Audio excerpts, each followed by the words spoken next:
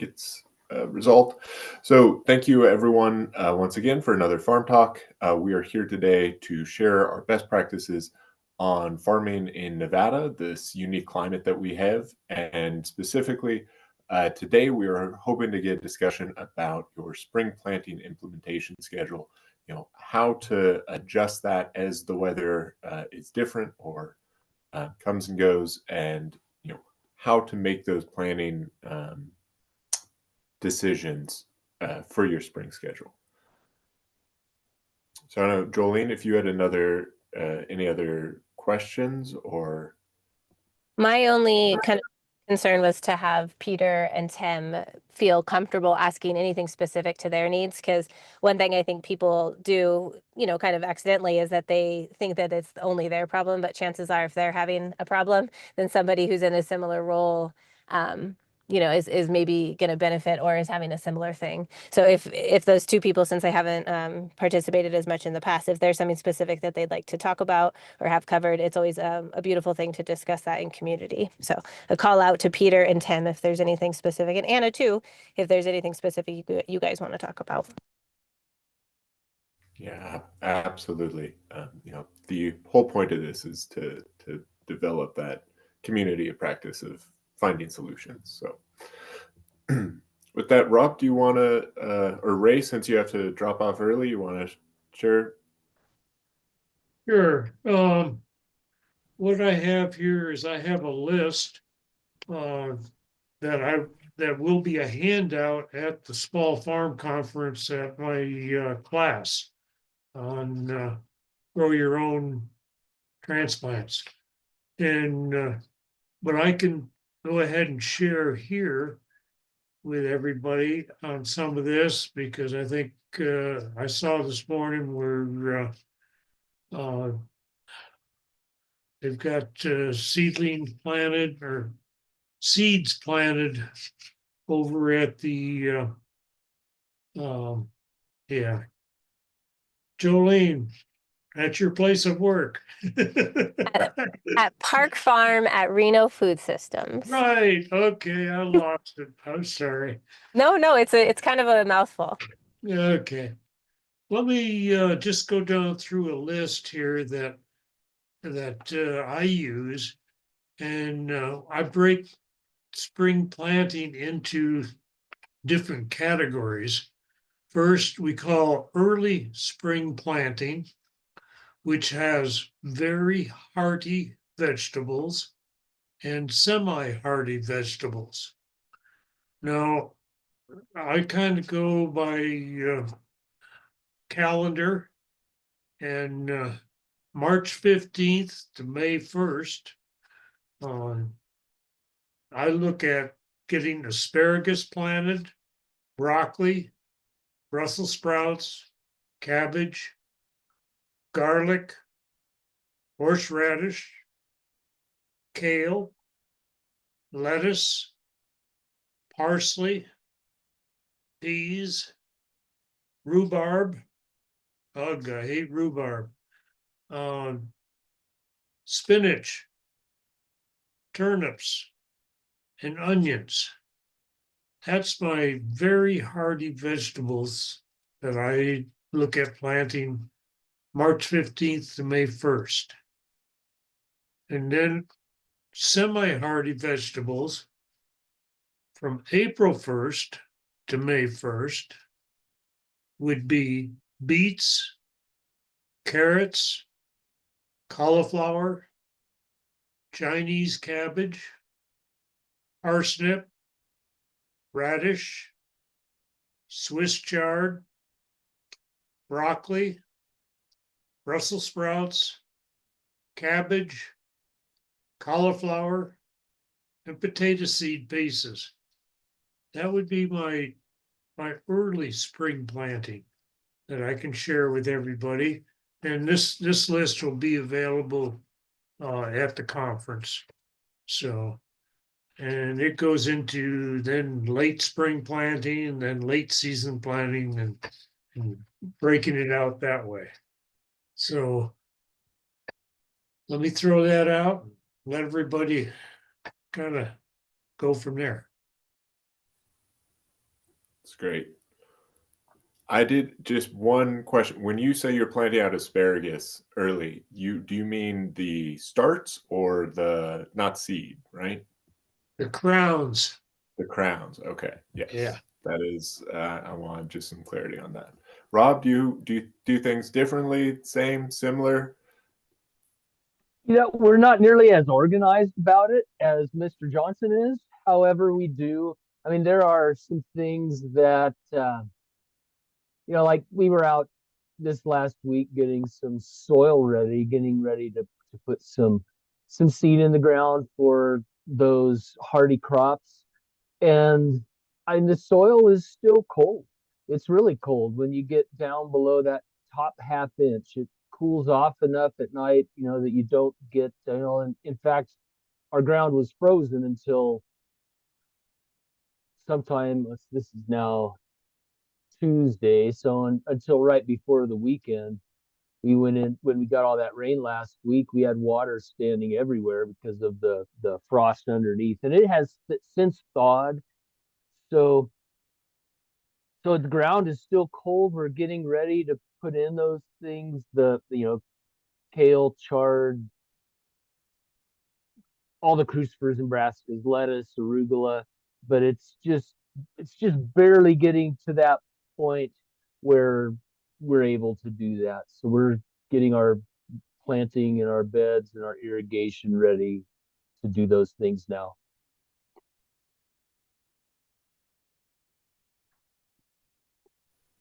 For those who join a little later, we are talking about spring planting schedules, getting ready for all of that. So please, if you have questions, just go ahead, get off mute and ask, and so that we can make that as relevant as possible for everyone here.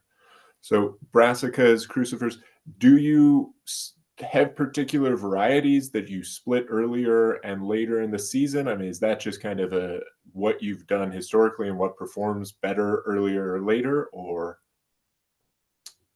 Well, it is. Those are things that perform better earlier and later. Actually, the we managed to be able to grow lettuce all summer here with quite a bit of work, but we have to kind of get a jump on the mid to late summer lettuce that'll be harvested mid to late summer and try and get it up before it gets too hot. Last year we went through 2 or 3 weeks where we were 105 to 112, and we couldn't keep the soil temp low enough and the seed temp low enough to get germination. So those types of crops that are getting ready to go in the ground now do better also when they're planted in the late summer or fall once it starts to cool off again, particularly when it cools off at night. You'll start to see your soil temperatures going back down, and these types of plants that we're talking about, greens, a lot of them are greens or related to greens, broccoli, cauliflower, things of that nature. Um, they're happier when the soil's a little cooler and it's not quite so blistering hot. And it generally works just about anywhere you're at. I noticed today Felipe will be presenting on it at the farm conference later this week. But we feel the difference. But in the heat of summer, the tomatoes at DFI used almost the same amount of water in a 100-foot bed as ours did here, even though it was probably 10 degrees hotter here. So all of what we're talking, there's little nuances from location to location, but pretty much the spring things are spring things and fall, and the summer crops, um, they just you can only push them so early, or you risk a crop failure and having to replant them again. We've done that on occasion. Um, Greens and crucifers, brassicas, and peas, radishes, things of that nature. Beets, they like thinking about going into the ground this time of year.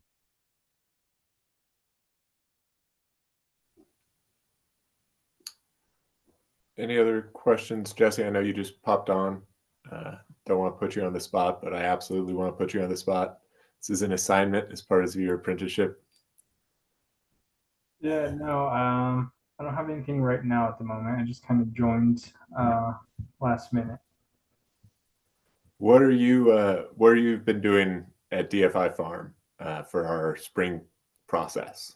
Yeah, so pretty excited. I'm gonna be taking over a hoop house pretty soon.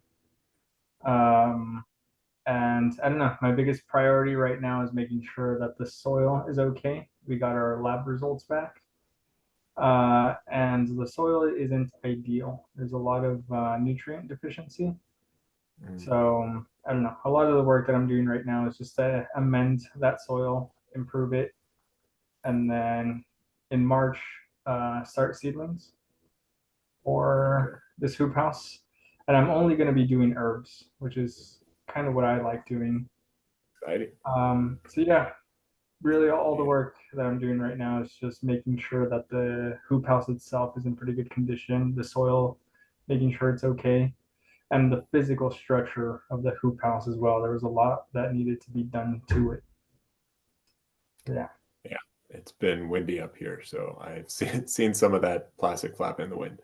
Amendments is something we hadn't got into yet. Ray, I know we've talked about in past episodes using manure and how beneficial you found that to be. Do you have any guidelines or tips or insight on getting that soil amendment, where it needs to be? Yes, I guess with the nutrient, the nitrogen especially, what we lose in the soil every year from the crop just takes it. So I tried to get that manure or whatever you want, whether you want to call it manure or compost or that nutrient into the soil somewheres around this time, no later than 15th of March, because I like to let it mellow in the soil, break down whatever term you want to use to try to get that into the soil before I consider planting. And we don't really do any planting in the hoop houses until after March 15th, simply because of the soil temperature. And at that time, we normally have at least 35 to 45 degree soil temperature. So that allows us to do those very hardy vegetables in the hoop house. We can't even consider that for outside until, oh, gee, June. It seems like anymore. Seasons have changed. So that's kind of where we're at. I wish I had the manure this year. I don't. It looks like I'm going to give Cody Witt a call and get a truckload of compost in. That seems like my only salvation, shall we say, for this particular season, this 2025. So I'll be talking to Cody at the conference this week. I'm gonna take another opportunity to plug the Small Farms Conference that is, yes, this Thursday through Saturday at the Nugget. I think they still have registration available. So is the rule, Rob, sort of 2 weeks before you put an amendment in the soil to when you want to put a plant there? Is it depend on the type of amendment? Where do you have that timeline? On mute. For us, it depends on the type. If you're using green manures like plant materials, or if you're using raw manure, uh, allowing that material to spend some time in the soil, the microbes will start to break it down, and the microbes and the mycorrhizal action will spread that nutrition through the soil, and it won't be in clumps like you had just applied it. So it does tend to make it more readily accessible. But a lot of times too, if we're going to add a nutrient, and we're doing the same thing now that Jesse's just referred to, we're testing our soils to see how they always look the same, but they're always short on almost everything. So we'll add nitrogen. We're not low on potassium, but we are low on potassium. That's the K. We're low on phosphorus. We're low on most of our trace minerals, not iron, but most of them. So we'll use some fertilizers later in the year that will apply foliarly. I'm not sure if that's a word, but we'll use a foliar application of fertilizers to on a regular basis to provide a lot of those trace minerals. And and sometimes if we're doing a seed bed and we're putting compost down, we'll go ahead and put, depending on the fertilizer type, but we could put the compost or the fertilizer down on top of the seed bed below the compost and then just sow right into the compost. And that has worked pretty well for us. Then by the time that seed germinates, I mean, some seeds take several weeks to germinate.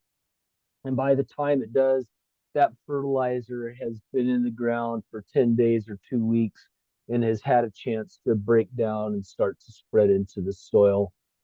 Sometimes we'll apply around existing plants. There's a lot of ways to do that, and so we'll do soil tests during the season as well, to particularly if we notice something starting to change while we're harvesting or working in the garden. We'll do soil tests and see if everything looks right, and if not, you can make some adjustments then too. So it depends on your situation. I just had a question. I always, the cynic in me is saying, what do you have to worry about? What do you have to watch out for? What are the red flags early on the season that you're gonna have problems with something, and how do you pivot to adjust that? Like, are there things that you've picked up over the years that you notice, oh, we've got a lot of X, Y, or Z in that hoop house, that could be a problem?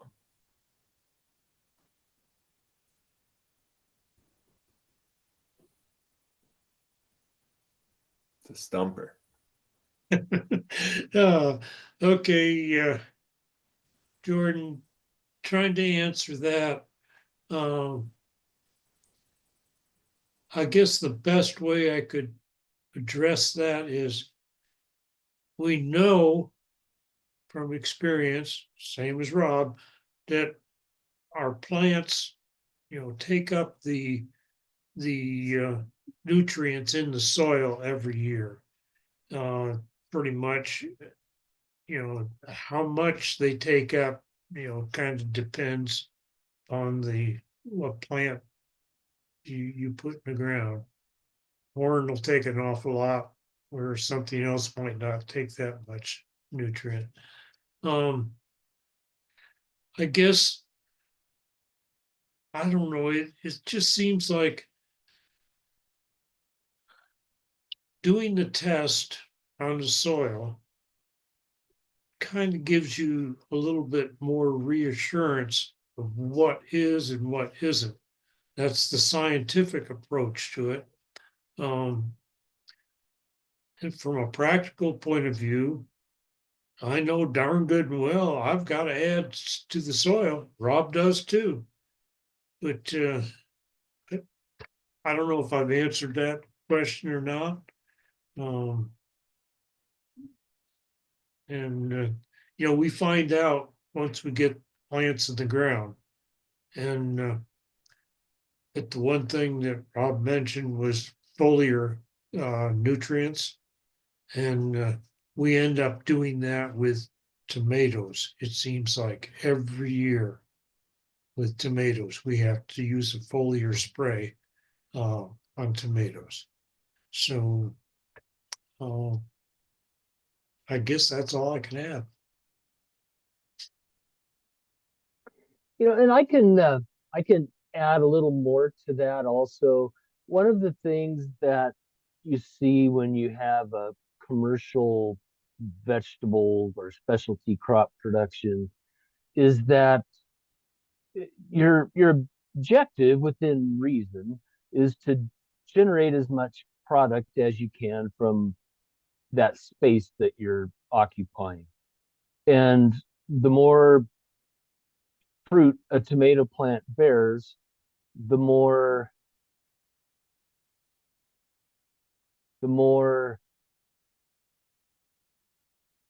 nutrients it depletes from the soil. And in a regenerative or sustainable environment where someone's incorporating livestock, if you look at a pasture, our pastures here, we have sheep that we move around and cows that we move around from pasture to pasture to pasture all spring, summer, and fall. And sometimes even into the winter if we've been able to store some standing feed. But a lot of that nutrient replenishment occurs because there's a relationship between that plant community and the animal community that's utilizing it through the direct application of manure and urines, which are high in nitrogen. The plants have a response to being eaten and having diverse plant species. There's a lot of factors that play into that. And really in the garden, we're trying to mimic that without animals being around all the time. And in an organic garden in particular, most of the fertilizers, some of them are mineral and elemental based, but most of the fertilizers are animal byproducts, either from a manure or um, or from something dead like fish meal or fish bone meal. It could be from a product like that, which is a byproduct of another part of the food chain elsewhere. And so really what we end up doing is, without the actual animal being present at that moment in the garden, is that nutrient addition to our environment is happening, whether it's compost, whether it's animal manure, whether it's animals that we graze in the fall when they eat our squash off and they've left all of their material for incorporation into the soil later. Poultry in a high tunnel in the winter will do the same thing. So we're trying to duplicate that natural system where you have animals and plants in the same community. It's just it's slightly more segregated, so you don't necessarily have the living animals, but you're adding the products of those animals to replace and and enhance the nutrition of the soil so that you produce accordingly. So I wanted to tie it in with that. It's really it's very similar to regenerative agriculture practices that that incorporate animals and plants into the same communities. Just in a high intensity vegetable garden, you don't necessarily have your cattle or your sheep or your chickens at the same time as you're producing. So you have means to separate that, even if you are using those same animals. Right. So recreating that nitrogen cycle, phosphorus cycle, but doing it through application of minutes. question from Anna and Annie about soil testing. I hope you can answer, Rob, because I'm not actually sure. But where would a layperson send off for a soil test, or do you have something that you use on site? We don't have something that we use on site. Last year, wasn't last year, 2 years ago, we worked with Felipe, um, they're the horticulturist at UNR, and he was doing some research with our water. So we had some challenges in one of our high tunnels, and we weren't sure what the origin was. We actually ended up replacing the shade cloth on it. It was just getting too much sun, and it was getting too hot, and it was stressing the plants out. Last year they did much better, but part of that was a nutritional analysis that they did, and they did some leaf tissue sampling as well, and extracted fluids from the leaves. And there's a I've seen it. We've sent commercial samples out through Full Circle Compost. We've sent them through I don't think he's doing it anymore, but Bill Chenet at Silverado Farm Supply, um, and Stanislaus Farm Supply, they changed their name again. So I'm not sure what their current name of the company is, but they will send soil samples out. But also you can just look up on Amazon or Google and look up some soil sampling. There's some soil sampling companies that are in the like the Palouse and the Central Valley of California, the Midwest, where you can send soil samples in to somebody who's in an area that has a lot of agriculture. There are labs in those areas usually, and so we've used multiple varieties. But I would just Google it, look up soil tests. Yeah, Anna, please. I just wanted to share because I went to the small farm conference last year and I kept the notes from Cody Witt's presentation. And one of the companies that he shared a test from during his presentation was International Ag Labs. So that could be a company. I haven't used them, but he said that they were a good company and fairly reasonable cost-wise. So He probably doesn't want you telling that now, that as I dropped in the chat, Full Circle does do soil tests too. So they do. So maybe they. And I was going to ask, have you ever used the self DIY kits? Because I just doing some light Googling found a couple examples you can order where I guess you add, the solvent and the soil and use some kind of test strip or something to get results. I feel like those are usually kind of a scam, but I was wondering if you've ever had experience. Yeah, I've used one of those. I don't remember what it's called. Maybe it's My Soil. And I found it just by Googling. And there's some ins and outs of getting a good, accurate result. And I have a little soil probe. You have to be careful because that sharpened stainless steel anyway, that's a side thing, but just those probes can be sharp. So don't play with your tools. But what you would want to do, and it would be the same with any soil test, is like if you're doing it in a high tunnel, is to take, generally within a high tunnel, you're going to have variations, but your soil is going to be pretty representative from one end to the other. It's going to be similar. But take multiple samples, and I learned this from Cody and from his father Craig, Farmer Craig, to take a 1 gallon Ziploc bag and put those soil samples in that bag and mix it all together so that when you do one test from that spot, you're sending a sample that's kind of more of an average representation of what you would see across that area that you're looking at. You could use it for you can do it for your lawn, for a pasture, but it's important to have multiple soil samples and get them well mixed together.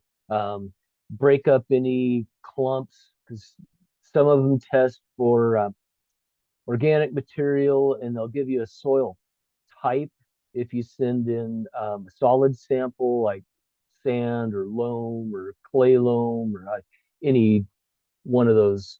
There's multiple varieties, but we have used those, and I think with some success. They're not nearly as detailed in a lot of the trace minerals. And so every several years, we'll still do a good, thorough soil test that will give us our percentage of organic matter and all of our trace minerals and elements and the regular nitrogen, phosphorus, and potassium, the NPK. But we have used those. And if you need a quick test and a short turnaround to make sure that you have generally enough, then they've been a good thing for us. I wanted to get to Annie's question on a recommendation for an initial cover crop to kind of condition Nevada soil. We've talked about this before, maybe triticale wheat or something like a vetch that can do some nitrogen fixing. But do you have any other recommendation on that? I do indeed. We've used a lot of multiple crops and monocrops, if you will. We've gone in the fall. In fact, there's some, I think that's rye that's there right outside the office at DFI. We'll know when it matures this spring, but I'm excited about that. But really, it depends on the time of year that you're doing it. We've planted in December a mix from Peaceful Valley that has snow peas, vetch, oats, and it came up and got 3 feet tall, and we incorporated it into our soil. So the vetch and the snow peas are legumes and nitrogen fixers. There's a lot of biomass there in that mix as well. Now, in the summertime, none of those things are going to be really happy. And in the field, we've used a winter rye. We sourced some organic winter rye, and I cannot remember the name of the company from a organic seed company in Iowa. And it was outstanding. And we planted that for years just to hold our soil together and provide some organic material. Rye is also allelopathic, so other weed seeds, while that rye is actively growing, have difficulty germinating and becoming established. Part of it is chemical, part of it's just that the rye outcompetes it. And so that's something that we've done. Another thing you can do with with cover crops is do strip cropping, where if you go in with wild rye, for instance, not wild rye, but with cereal rye, and you plant that in the fall. And September, early October is a good time here because winter can come early, and you want it to be germinated and reasonably well rooted before it gets really cold, because then it's just gonna sit. It's pretty cold hardy. Unless it gets bitter cold, it won't freeze. Well, it won't even freeze then. I mean, you go up to the Golden Triangle in northern Montana, and they plant that rye in the winter just the same. And and here recently it was 30 below in Havre, Montana, and that rye endures it. It's pretty amazing, and it also the snow's a little bit insulative. But I like a multi-species cover crop, something with legumes, something with some cereal grains. It just really depends on what time of year you're going to be putting it in. But that has worked well for us. Is the winter rye, or in the high tunnels, a combination of legumes and grain. And then kind of back to the question earlier about making sure that's amended in time. Do you terminate it and somehow incorporate it into the soil? Do you just plant directly through it? I've seen various recommendations there. We have just terminated it and incorporated it into the soil. You can do that a couple ways. We've done that by tilling.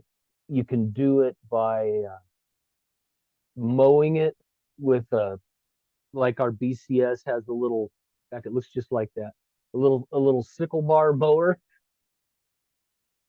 and just mow it off, and then cover it with a like a billboard tarp or some visqueen or something that will hold the moisture in, keep it warm.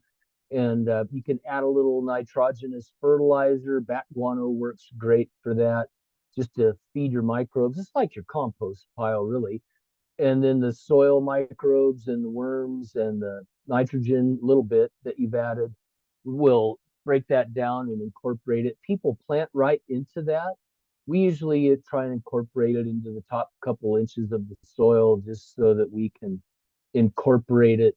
Because what'll happen as it would be the same with raw manure, chicken manure, for instance. If you fertilize your garden with chicken manure, you want to try and incorporate it into that soil so that that nitrogen doesn't get lost into the atmosphere.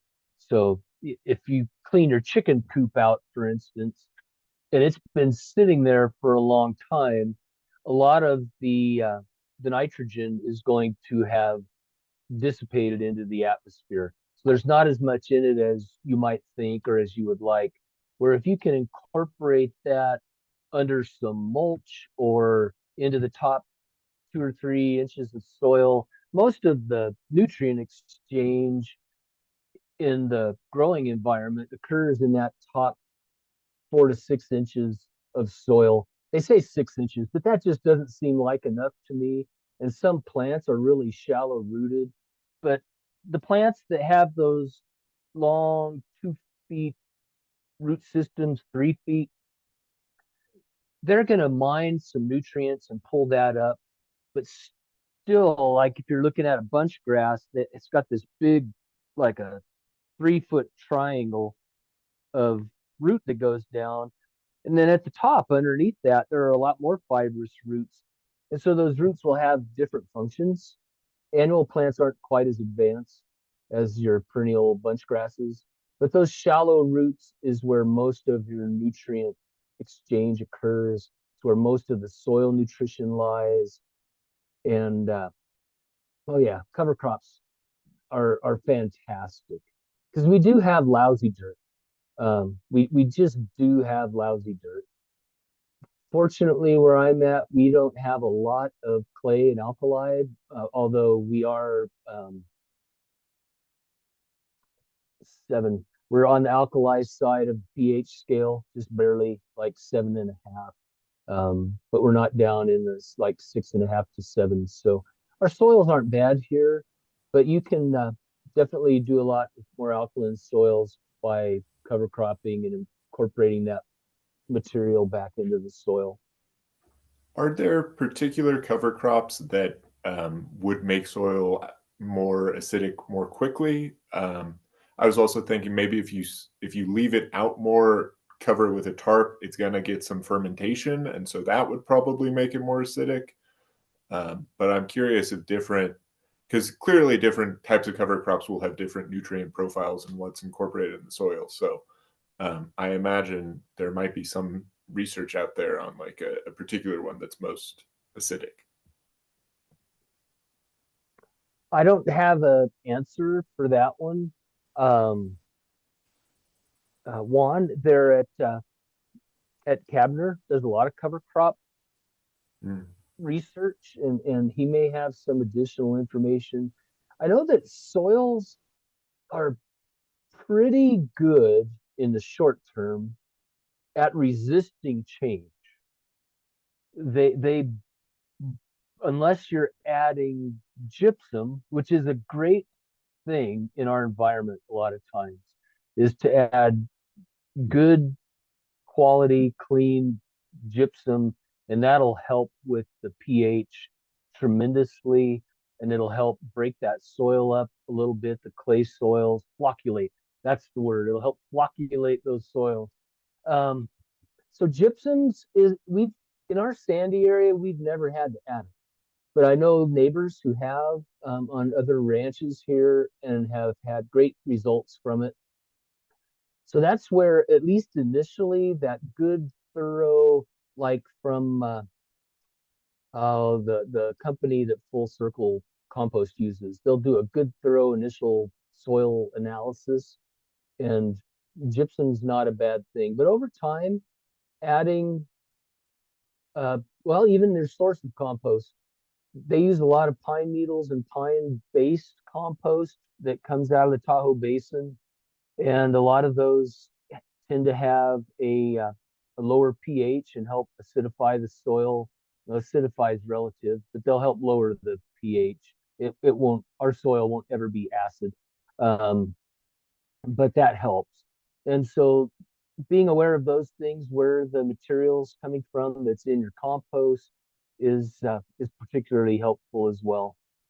And the guys at Full Circle, they are, Farmer Craig years ago when we started commercial growing was a tremendous help to us. And I could spend hours on the phone talking about soil to him and with him, and learned a tremendous amount from him, from Marco Farrell, who's with Sierra Nevada Hemp, I believe, who's a very, very experienced organic farmer in his own right.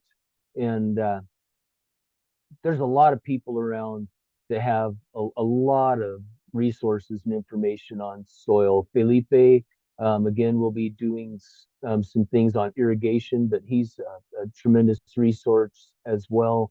And he'll be at the farm conference that's coming up later this week. He's a wonderful man too. So anybody that knows anything, it's just good to rub shoulders with them and try and put it all together in your head and have those tools in your toolbox. I'd like to interject to Chuck Shembra. He's from Understanding Ag. He used to be the ED of DFI and worked for in DEP and stuff, but he's been really helpful for Reno Food Systems. We have a grant that allows for us to pay a independent contractor for soil for regenerative ag practices. And that's been really helpful, I know, for Lindsay, just because he comes out a couple times a year, he does the testing, and then he puts together a roadmap. And so it's just kind of nice when you already have 100 things you're trying to manage and figure out with just the farming angle. He's kind of the soil specialist, and we've seen some really good results, and it's been really fun, I think, implementing some of his suggestions as to, we have chickens and stuff now, but we did cover cropping and things like that. So it is a fee, it's like his job, if you will. But it's been a really great compliment to us. And we were using Full Circle, which was awesome. There's a great local business. And I think that was like $1,000 or something like that, for the farm. And then, Chuck Shumbra's services aren't that much more, if you will. And he's kind of helping us work at the root issue in terms of trying to mitigate some of the things that the soil's happen, that's happening to the soil at Park Farm. So just a plug for good old Chuck. Root issue, no pun intended, I'm sure. Hey, probably. I also want to plug the Nevada Farm Network Farm Library, Farm Resources Library, which is in the chat and available from the Hilo page as well, which has some good guides on basics of soil health, on using cover crops, which cover crops to look into, cover crops that are specific for Nevada, Northern Nevada. So a lot of good resources in there as well for everyone to check out in the Farm NFN Resource Library. Any other questions from the group? I like this from Justin on using strawberries, onions, peas, and green beans for soil fixing, and then trusting that if the strawberries are producing, the soil is happy. So going back to something that was talked about in a past episode about relying on the signals from your garden, from nature. What was it? Planting when the yellow things bloom, which once again, just an excellent both a tool, but also a reminder that, nature is growing these plants. And so observing nature and being attuned to that makes your life easier. Any other questions? Or yeah, Rob, you want to share? Yeah, I could just say, tying in with the strawberries, there are crops that, like with legumes and cereal grains, oats in particular, aren't over competitive. Some mixes will have wheat, which is also not over competitive. Rye, triticale can be competitive against other seedlings.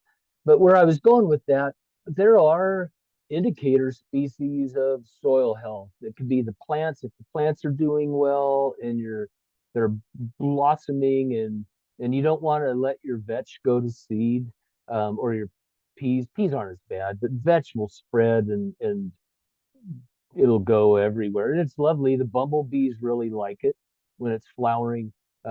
It's great for edges of fields and pollinator habitat. But there are also animal species that are indicative of a healthy environment in your soil. Earthworms help make soil healthy, but they also don't survive unless you have a healthy amount of organic matter. So as they're eating that dirt, and it goes in the one end and it comes out the other as they're working through their tunnels, and then they leave their castings deposited on the top. And so if you have a lot of earthworm activity in your soil, that is a really, really good sign. And when your soil, you want to keep your soil, it's hard to do here because it is so cold, but you want to keep your soil moist during the winter. That's one of the challenges of growing in high tunnels, is you don't that soil doesn't see natural precipitation. It's increased where it runs off and the edges get a lot of moisture, but the inside areas don't.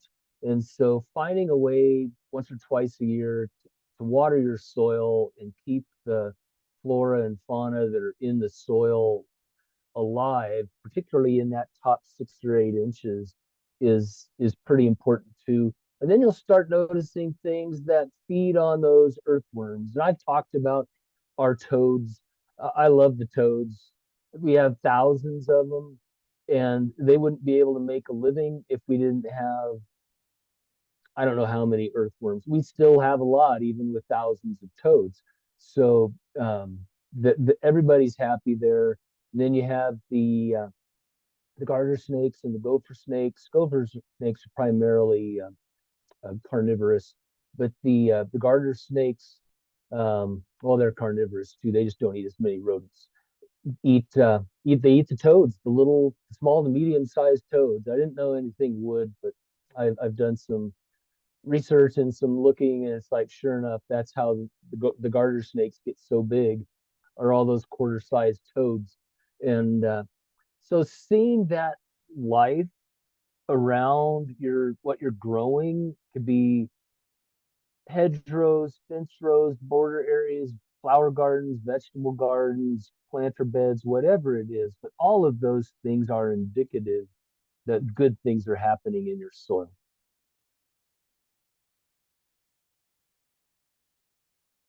Awesome. That is great.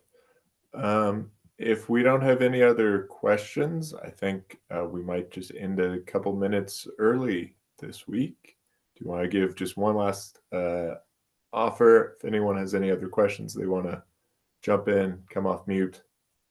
Yes, Anna, please. I'll throw a question out there. I know that you focus on like tomatoes and all of that kind of stuff, but is there a cover crop that maybe is beneficial to fruit trees, to plant around fruit trees? Sure. You're not, after your initial planting of that fruit tree, you're not disturbing the soil. And so people use clovers, in a commercial